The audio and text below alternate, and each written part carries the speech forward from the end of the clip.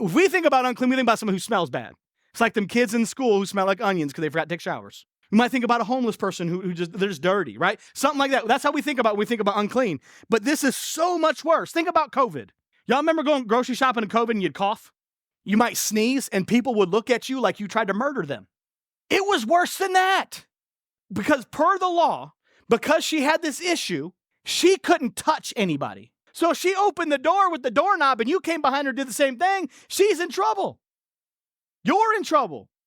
Because everything that she touched was then considered unclean. So if you touched it, now you're unclean. All her friends would stop hanging out with her because they couldn't be around her because then they would be unclean. All right, let me explain to you. If you're unclean, you can't go to church. You think church people judge people now? She couldn't even attend the church. She couldn't participate in sacrifices at the temple. That's what they did to be able to get forgiveness of their sins. She wasn't even allowed to go and get forgiveness for the sins that she was committed. By the very law that her people had, her husband would have to divorce her. He couldn't be around her anymore. She couldn't live in her own home. She'd be ostracized from all of society. Had to lose contact with all of her old friends. All her family had to write her off and was excommunicated from the church. And essentially, they kept her away from God. She couldn't go to the grocery shop and she couldn't work.